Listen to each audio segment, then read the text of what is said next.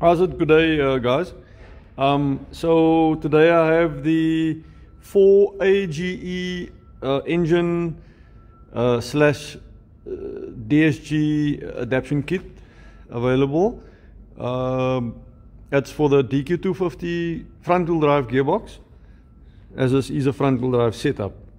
So the usual components is your main adapter, O-ring and your seal installed. Yeah, pretty basic. This swap will require the bell housing of the DSG to be milled flat, as most of the DSG swap kits require. Comes with your hardware, your 2 crank adapters with supplied bolts there. These flywheel bolts usually always come with a new flywheel, which I recommend. The mid shaft with a supporting bracket, seal nut, spacer, lock nut. That spring, you use your existing spring from your DSG flange. When you remove the flange, you take your spring off and you stick your spring on there. Spring, cup and cone. 3 parts that fit onto my seal nut. So that's basically the kit. I'll show you shortly how we assemble the whole lot. Okay, so on the block you obviously want to make sure you still have your original dowels in place, and that they don't have any burrs on. If the adapter plate does go on, it does go on a bit tight, so you might have to tap the adapter plate on with a rubber mallet. Initially it will go on a little bit tight. So then your crank adapter, your lower adapter goes on first.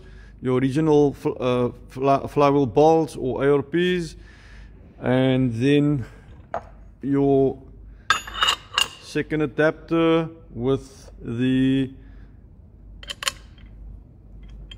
supplied bolts. 64 Newton meters on these bolts, and then your flywheel will come with bolts which also require 64 Newton meters, the dual mass flywheel. Okay, and it sorts that out. So you can put this on first, and then the adapter, and then the flywheel. Okay, so in this assembly we're going to need to put the mid shaft, attach the mid shaft first. So it will come with bracket bolts, not these ones, but it will come with new bolts. So turn the 3 bolts in just loosely, so that the shaft can actually move around. Okay, that's what we want.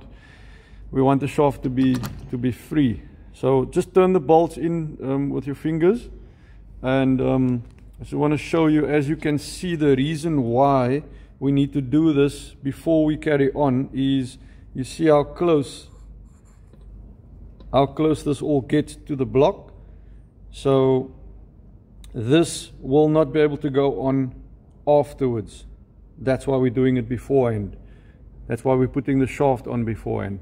So you put the shaft on, those bolts in, and then you turn the spacer until it just clears the block over there.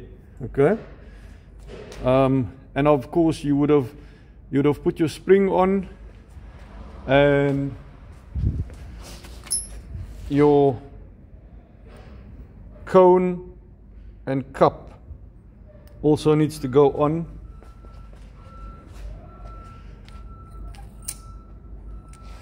Which you will remove from your original DSG flange. Spring, cup and cone. Once you got the shaft sitting there, okay, so got the adapter plate on now. Just make sure those bolts are quite loose. We want the shaft to drop as low as possible, and also we want that spacer to be turned anti-clockwise until the seal nut just lays on top of the block. So in other words, that whole seal nut with spacer assembly needs to be as low as possible, literally just resting on the block there, while the shaft is loose, bracket is loose. Just let it all hang down, and then with doing all of that, we'll have the spring now laying at its lowest point. So when you put the gearbox on top here now, the spring is not going to prevent you from bringing the box all the way against the plate. If you do find it's not coming towards the plate, it means that the spring's sitting too high, and it means that you've done something wrong there. Okay, so at this point, you obviously torque down your main adapter. Your crank adapter goes on, torque that down, 64 Newton meters there, 64 Newton meters on the flywheel. Get your flywheel on, and now you're ready to put the gearbox on top of this.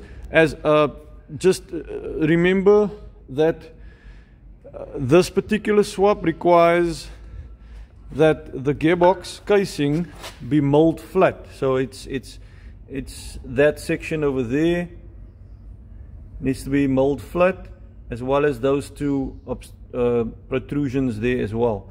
And then while you're at it, that hole and that hole needs to be tapped 10 by 1.5 metric. So mill all that flat, that section, and that section there, and tap 10 by 1.5 on there and there. Okay, and then your bell housing's ready to go onto the adapter.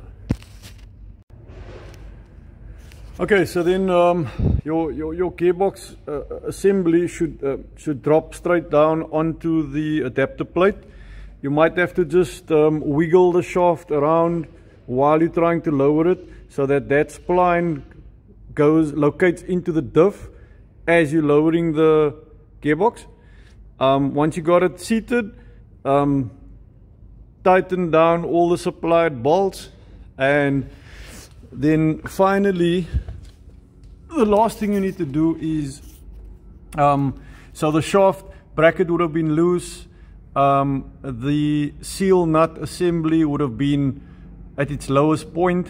Gearbox now would be tightened down. Now you will firstly tighten down these 3 bolts over here.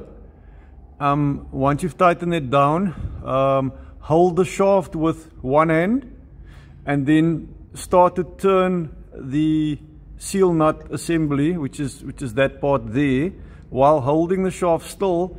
Turn that seal nut assembly clockwise until you feel the spring start to feel like it's got tension on it. From that point onwards, the spring needs to compress 7 millimeters. Okay, so turn it until you feel it's starting to bind, and then go and then just measure the distance in here at that point, and then you go an extra 7 millimeters of compression on the spring, and then once you got that sorted, you will then bring your lock nut all the way up against there and tighten the two. That's the end of your assembly. This particular kit requires the use of a Honda K series inner CV joint, right front inner CV joint for the Honda K series. It's a beefy joint. It's gonna give you the opportunity to run nice thick axles, side shafts, because of this. And this cup will basically sit, it will pop straight onto the end of that shaft and more or less finish in line with the block. Okay, so yeah, that's the end of the 4AGE front wheel drive DSG adaptation kit This particularly for the dq250 box.